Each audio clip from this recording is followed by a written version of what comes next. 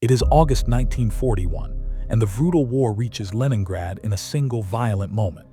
German Army Group North pushes through the last defenses outside the city. Artillery lands in the suburbs before most civilians even understand what's happening. Streets that were calm in the morning turn chaotic by noon as windows shatter and smoke rises over factories. Red Army units, exhausted from fighting through Estonia and Karelia, fall back toward the city limits. People run for shelter as bombs fall. Mothers drag children through courtyards. Elderly men collapse on staircases as shockwaves hit nearby buildings. The sky is filled with the sound of aircraft engines and the echo of distant explosions. German forces have moved fast, too fast for the city to prepare. They broke through along the Gulf of Finland, swept around Lake Ladoga, and crushed what was left of Soviet forward defenses. Finnish troops advance from the north, retaking lost territory and driving toward the old borders. By linking up with German positions, they close off the top of the ring around Leningrad. Within days, the city stands almost alone. Inside Leningrad, train stations are packed. The last evacuation trains take out children, hospital patients, and government workers. Thousands push toward the platforms. Some carry single bags, others carry nothing at all. Loudspeakers announce final departures, then fall silent as each train pulls away for the last time. After that, the tracks go quiet. Rooftops become firing positions. Anti-aircraft guns are dragged into place by workers who have barely trained on them. Crews fire at German bombers flying low over the city. Shell casings pile up across rooftops as gunners stay at their posts day and night. On the streets below, civilians dig trenches in parks and along major roads. Students and factory workers fill sandbags. Barricades rise at intersections. The city is trying to turn itself into a fortress in real time. Party officials walk from factory to factory delivering the same message: no retreat. This city will not fall. But fear spreads anyway. Everyone can see how quickly the German armies have advanced. Everyone hears the rumors of entire Soviet armies destroyed or surrounded. And now the enemy is at their door. In early September, the last railway linking Leningrad to the rest of the Soviet Union is cut. German artillery captures the line south of the city. The remaining supply routes collapse almost instantly. Food trucks never arrive. Rail depots sit empty. The warehouses meant to feed a city of 3 million have only weeks of reserves. And then the worst blow comes. September 8th. German bombers target the Badyev food warehouses, the main grain storage for the entire city. The fires burn uncontrollably. Thousands of tons of food are destroyed in a single afternoon. Flames rise high enough for people across the city to see them. Many watch in silence, knowing exactly what the destruction means. Leningrad is surrounded. Leningrad is cut off. Leningrad has almost no food. The siege has begun, 872 days of hunger, fear, and survival. Ration cuts are announced immediately. Bread becomes the main source of calories. There is no backup plan, no secret stockpile, no emergency reserve. Civilians hear the new numbers read aloud in factories, in schools, in neighborhood meetings. Faces go pale. Some cry quietly. Others stare ahead in shock. The city understands the truth at the same moment. They are trapped, and no one knows if help is coming. The winter of 1941 arrives early and hits harder than anyone expects. By November, temperatures drop below freezing. By December, they fall below -30. Leningrad is not prepared for a winter like this. Fuel runs out almost immediately. Coal deliveries stop. Gas supplies fail. Within days, the heating systems across the entire city shut down. Apartments turn into iceboxes. Chairs, tables, shelves, entire pieces of furniture are chopped apart and thrown into stoves for warmth. Some people burn books. Others burn clothes. It's never enough. Electricity fails next. Most blocks go dark for weeks. Water pipes freeze solid. People carry buckets to the Neva River, hack holes in the ice, and drag home what little water they can. Some fall through the ice and drown. Others die on the walk back, collapsing in stairwells with buckets still in their hands. Long ration lines form in the dark before dawn. Civilians wait for hours in temperatures that can kill exposed skin. People faint in line from hunger. Some collapse, never getting back up. Workers from ration stations pull bodies aside so the line can continue. Corpses start appearing on sidewalks, frozen in the positions where they fell, some sitting, some lying flat, some curled against walls. People walk around them, stepping carefully because they have no strength to carry them away. Horses drop dead in the streets from cold and starvation. Within minutes, they are cut apart by starving civilians. Meat is boiled, dried, or hidden away. Even this grim supply disappears quickly. By December, rations shrink to starvation levels. Workers, 250 grams of bread, children, 125 grams, barely the size of a small bar of soap, but even this bread is not really bread. Half of it is made from substitutes, sawdust, cellulose, and flour scraped from warehouse floors. People eat it slowly, trying to stretch the ration through the day. Factories stay open despite the cold. Workers labor in rooms barely above freezing, wearing coats and scarves indoors. Many collapse at their stations. Supervisors quietly move bodies aside so others can continue working. German artillery shells the city every day. Markets are hit. Courtyards are hit. Schools and hospitals are hit. People learn the difference between incoming and outgoing fire by sound alone. Parents train children to drop flat at the first whistle. Firefighters operate around the clock, battling flames with almost no equipment or water. They run into burning buildings knowing they might not come back out. Hospitals operate without heat or light. Doctors perform surgeries in heavy coats, using small lamps or candles for visibility. Nurses work 20-hour shifts, pulling the living away from the dead. Despite all of this, the city fights to stay alive. Public kitchens serve thin soup made from boiled bones. Work crews sweep snow away from tram tracks even though the trams rarely run. Teachers continue lessons in basements. Musicians shelter instruments from the cold, hoping for a future performance. But the population is dropping fast. Tens of thousands die each month from hunger and cold. Apartments fall silent as entire families perish. Stairwells fill with the smell of death. Many buildings become ghostly, still standing, but empty inside. Just when it seems like nothing can change, the weather brings one small opportunity. Lake Ladoga freezes. Soviet engineers begin marking routes across the ice. Trucks line up. Drivers prepare for the most dangerous job of their lives. The city's only hope is about to open, the road of life, the frozen lifeline across Ladoga that will keep Leningrad from disappearing. By late December 1941, Lake Ladoga is frozen solid, or at least solid enough to try. Engineers test the ice with poles, explosives, and heavy sleds. The news spreads quietly through Leningrad. A supply route might open. No one celebrates. Everyone knows the risk. The first trucks drive out at night with headlights off. Drivers follow thin branches stuck upright in the snow, the only markers guiding them across the pitch-black lake. The ice groans beneath the weight. Some trucks make it a few hundred meters before cracks open underneath them.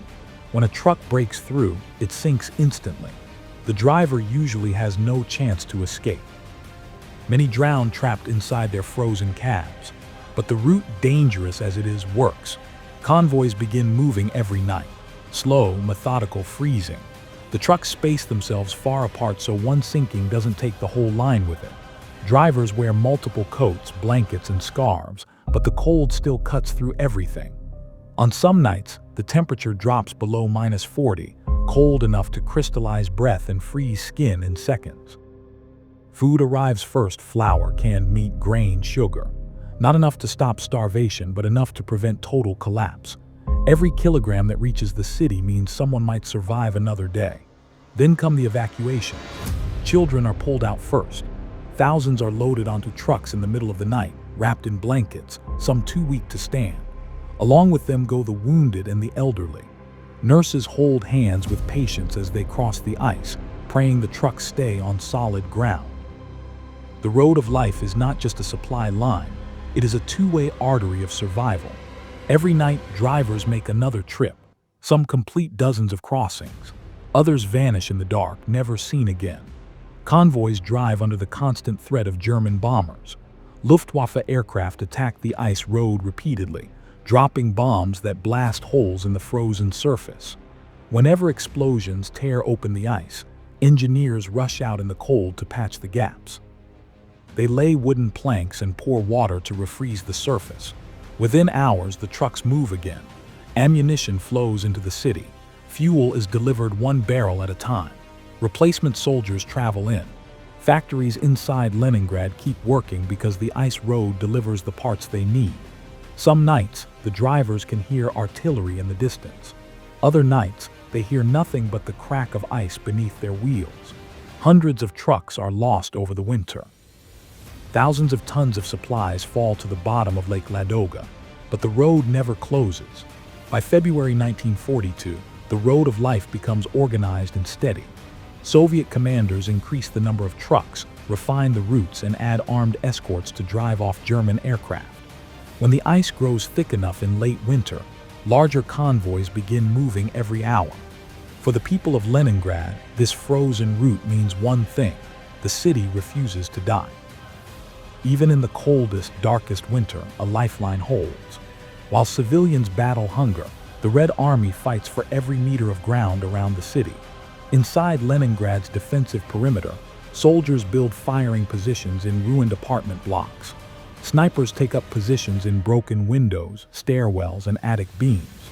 Some stay hidden for days, wrapped in blankets, waiting for a single German soldier to appear. Parks and playgrounds turn into trenches. Soldiers dig foxholes in frozen soil, using picks and axes because shovels break in the cold. Artillery crews hide guns behind collapsed buildings to avoid detection. The city becomes one enormous defensive maze. Militia units made of factory workers, teachers, and students patrol the streets. Most have little training. Some are so hungry they can barely hold rifles. Still, they stand watch, guarding intersections and supporting frontline troops. NKVD detachments operate behind the lines, preventing desertion and keeping order. Their presence is felt everywhere, in checkpoints, in rail stations, at bridges. They enforce discipline with absolute authority. On the outskirts, the fighting is constant. At Siniavino, Soviet forces launch repeated attacks trying to open a corridor to the city. German artillery and machine guns cut them down. Thousands die without gaining more than a few hundred meters. At Nevsky Pyatachak, a tiny foothold on the southern bank of the Neva River, Soviet soldiers cross the water under fire, dig shallow trenches, and hold them under unimaginable conditions. The ground becomes a killing zone, a place where entire battalions can disappear in days.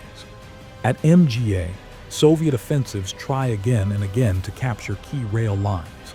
Every attempt ends the same way: heavy losses, little gain. German divisions hold the high ground, and the Red Army pays a terrible price for every attack. Inside Leningrad, anti-aircraft crews work constantly. Women and teenagers reload the guns. Searchlight teams sweep the sky for enemy bombers. Every night, the glow of fires can be seen across the city as bombs fall on factories, hospitals, and crowded apartment blocks. Fire brigades respond to hundreds of fires a week. With almost no equipment and little water, they often fight flames by shoveling snow, forming lines, and stamping out burning embers before they spread. German artillery fires daily. Shells land in marketplaces without warning. Lines of people waiting for bread are hit again and again. Civilians learn to flatten themselves against the ground at the first whistle. By early 1942, starvation overtakes everything. The death toll rises so quickly that funerals stop. Bodies are buried in mass graves or dragged on sleds to frozen fields. Entire blocks seem empty because so many residents have died. Despite this, the city fights on. Factories still produce artillery shells, rifles, and tank parts. Workers collapse from hunger but return whenever they can walk again. Students attend classes in basements. Orchestras prepare for concerts even as bombs fall nearby. The Soviet leadership knows the city cannot endure much longer without breaking the blockade. Plans for a huge offensive take shape. New troops are brought in through the road of life. Supplies are stockpiled. Generals draw maps and argue over routes. Everyone understands the stakes. A full breakout could save the city. Another failure could doom it. Leningrad prepares for its next trial. January 1943 becomes the turning point.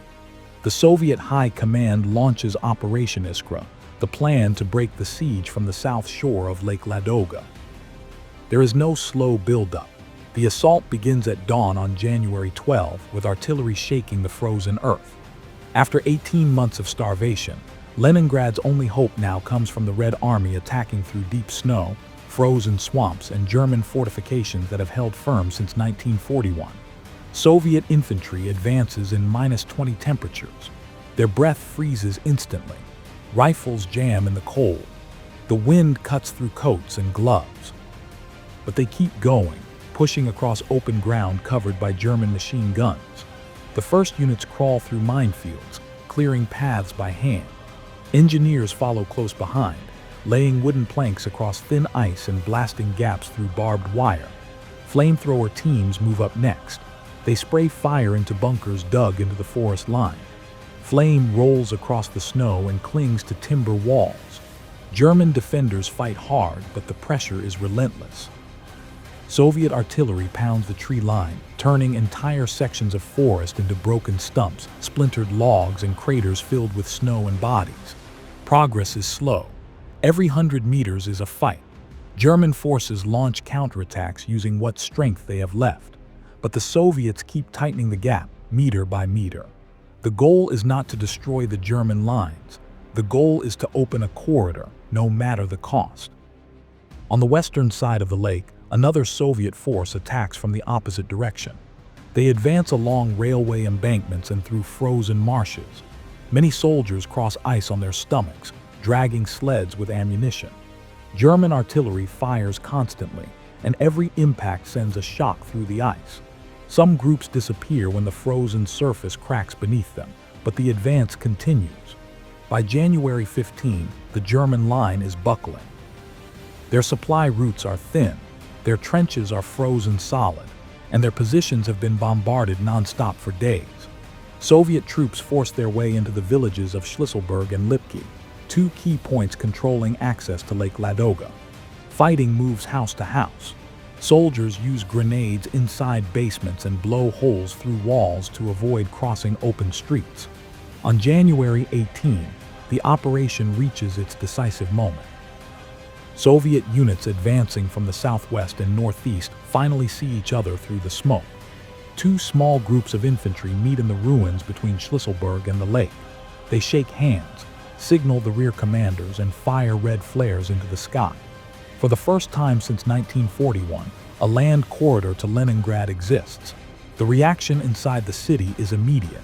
Artillery crews fire celebratory rounds. Civilians cry in relief. The blockade is not over. German guns still control the approaches, and the corridor is narrow, but the noose has been loosened. Within hours, engineers begin laying tracks. Work crews hammer frozen metal with thick gloves, building a railway line across the newly opened corridor. They work day and night, using lamps and torches when the sun sets. Temperatures drop below -30, but the work never stops. In just 17 days, the tracks are complete. Supply trains start arriving slowly at first, then steadily. Flour, vegetables, meat, fuel, and explosives pour toward the city. Thousands of civilians who were close to starvation now receive enough to stay alive. Hospitals get medicine. Factories get materials. The road of life across the ice continues to operate, but now it is reinforced by a land route that the Germans cannot cut without a major offensive. Leningrad is still under siege. Artillery still falls daily. Hunger and cold continue to kill. But after 18 months of isolation, the city is no longer dying at the same pace. Operation Iskra has saved Leningrad from collapse. With partial relief secured, the focus returns to the people still trapped inside Leningrad. For civilians, the worst of the starvation has passed, but daily life is still an unending struggle. Food remains scarce. Families boil wallpaper glue to extract calories from the paste. Others grind burned wheat or expired flour into rough mixtures to stretch their rations. Some cook belts and leather straps to make broth. People trade wedding rings, watches, and family heirlooms for a few crumbs of bread. In some cases, the barter economy becomes as important as official rations. Children suffer the most. Thousands are orphaned. Many live in basements, stairwells, or abandoned apartments. Some collapse in the streets, unable to walk. Relief shipments bring help, but not fast enough to save everyone. The city loses an entire generation to hunger, cold, and disease. Entire buildings turn silent. It is common for authorities to enter an apartment block and find that all residents died over the winter, their bodies frozen in place. Neighbors often drag corpses outside on sleds because organized burial crews are overwhelmed. Cemeteries fill beyond capacity, and new burial grounds spread into parks and open squares. Despite these horrific conditions, the people of Leningrad refuse to abandon their identity. Cultural life continues as a silent act of resistance.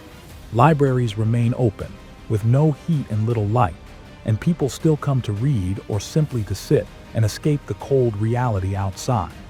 Workers repair damaged books using scraps of cloth and glue made from boiled bones. Orchestras rehearse in freezing halls. The most famous moment comes in August 1942, when Leningrad performs Shostakovich's Seventh Symphony. Musicians are so weak that some collapse during rehearsal, but they keep going. When the symphony is performed, it is broadcast on loudspeakers aimed toward German lines. Soviet officers say they want the enemy to hear the city they couldn't kill. Students continue school in bomb shelters, subway entrances, and factory basements. Teachers write lessons on scraps of paper or directly on concrete walls. Children sit in winter coats, gloves, and scarves, their breath visible as they study. Factories keep working. Workers often faint from hunger, rest for minutes, then return to their stations. Weapons, shells, and machine parts made in Leningrad go straight to the front lines defending the city.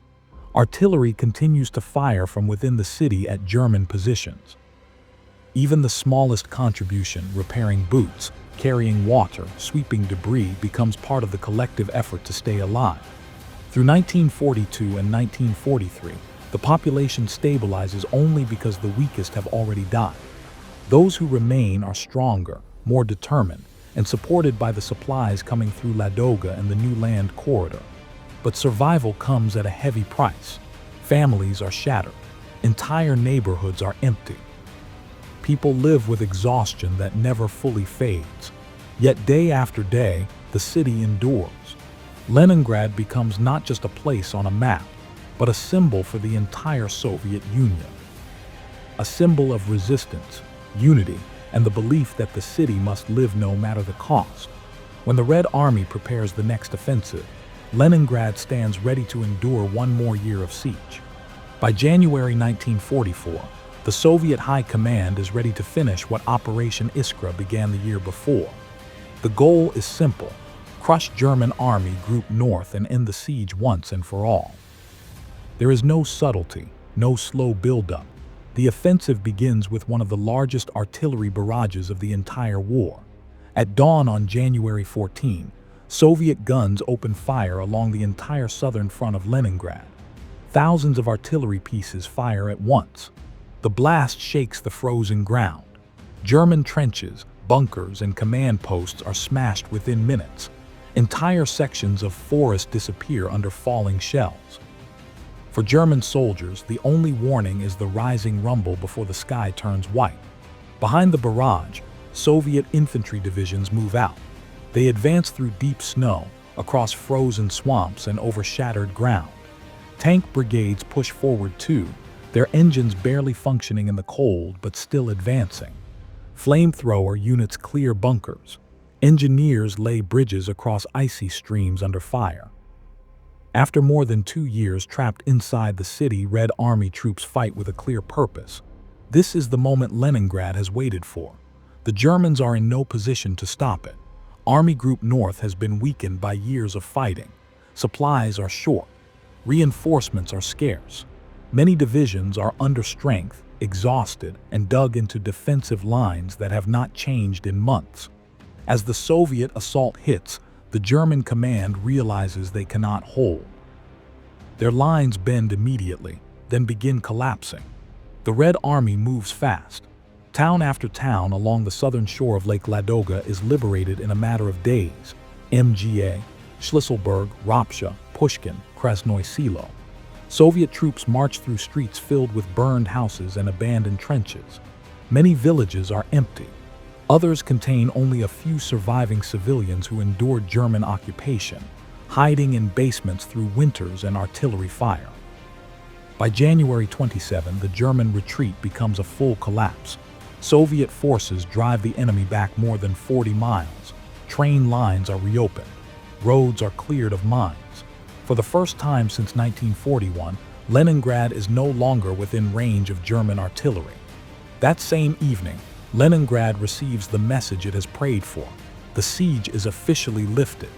The reaction inside the city is immediate. Church bells ring across Leningrad, the first time in years that many citizens have heard the sound.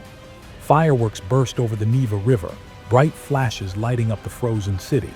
People gather in the streets despite the cold, hugging each other, crying and listening to music broadcast over loudspeakers.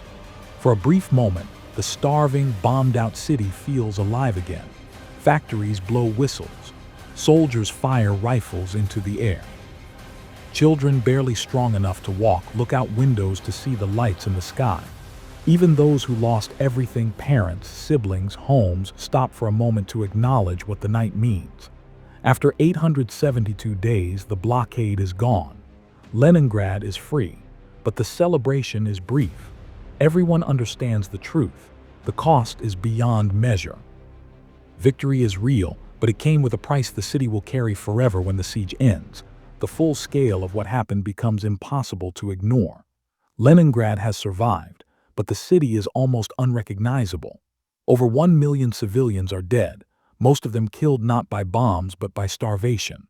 Entire families have vanished. Apartment buildings are found with every resident dead inside.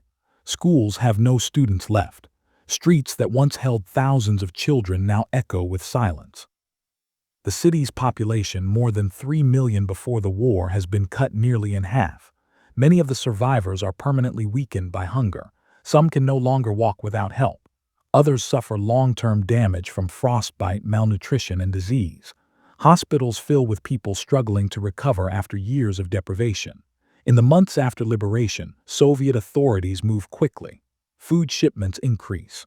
Rail lines open fully. Homes are rebuilt. But even as the city repairs itself, the emotional scars remain deeper than the physical ones. Leningrad witnessed starvation on a scale almost unmatched in modern history.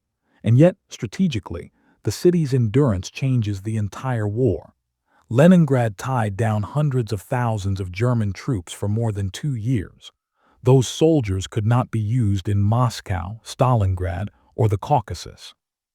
The siege forced the Germans to maintain long supply lines in harsh terrain, draining fuel, ammunition, and manpower. The city's survival, even while starving, weakened the German campaign everywhere else on the Eastern Front. For the Soviet Union, Leningrad becomes a symbol of resistance, courage, and the refusal to surrender. While other cities fell, Leningrad held on. While other armies collapsed, Leningrad's people continued to work, study, and fight. This endurance strengthened Soviet morale throughout the war. Leaders point to the siege as proof that the Red Army and Soviet civilians can withstand anything. The cultural memory of the siege grows even during the war itself. Diaries become crucial records. Some are the only surviving voices of families destroyed by hunger. Leningrad survived not by strength, but by endurance, and endurance became its victory.